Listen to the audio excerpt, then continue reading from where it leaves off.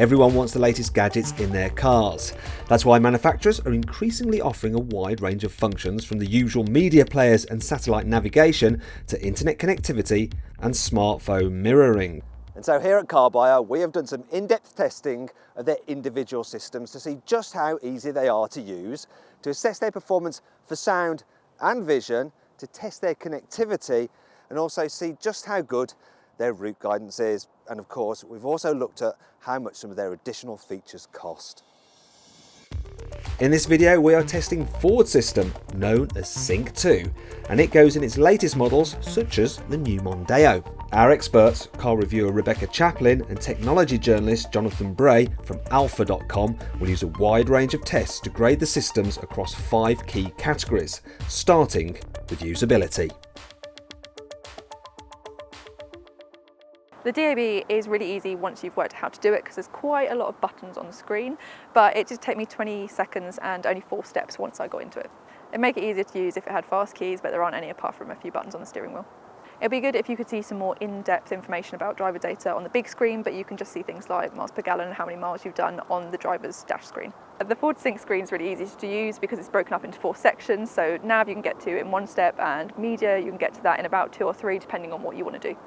Heating controls are available through the screen, but there are also real buttons below, which is really good because the touchscreen's not brilliant. Overall, for usability, we'd give the Ford Sync system 4 out of 5. Okay, on the Ford system, the screen load times are fine. It's just that the rest of the time it feels a little bit laggy. So the screen goes bright enough, but it looks a little bit grey, so it's not quite as pleasant to look at as some. The Ford's audio performance is really strong. It has a good low frequency response, and it's really clear and sharp at the top end as well. Voice controls are good if you can remember the commands. The trouble is there's so many commands to remember, it can be quite difficult. I think the performance of the Ford infotainment system is patchy. Good in some areas and not so good in others. For performance, I give the Ford system 3.5 out of 5. It only takes 4 steps to input an address, but the problem is that there's loads of buttons on the screen and you have to switch between loads of different things to try and figure out where you're going, which is never good when you're driving along. If you want to put in a postcode as well, you have to switch from town to postcode, and inputting it all is done through a touchscreen QWERTY keyboard, which is not really easy at all when you're driving. Again, trying to input a point of interest is annoying because you have to go through a screen with loads of options, but once you've got in there, it's quite easy to work out where's the closest one, and it only takes you 3 steps. I didn't have any problems with the point of interest that we input. They were as the crow flies though, which is a bit annoying when you're trying to work out what's actually the quickest along your journey, so you could be going the opposite direction to where you need to be. Along my test route, originally it thought it was going to be 3 miles longer than Google did, but once it's worked out where it was going, it was about the right time and about the right distance. Overall, we'd give the Ford sat-nav 3.5 points.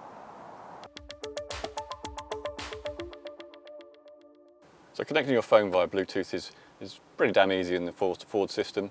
It works for Bluetooth audio, but there's no Android Auto or CarPlay connectivity here. So we'll mark it down for that. What's good about the Ford system is, as well as Bluetooth, you get 2 USB sockets in the central cubby hole. That means you can pop a couple of USB sticks in, or just one, and charge your phone up at the same time.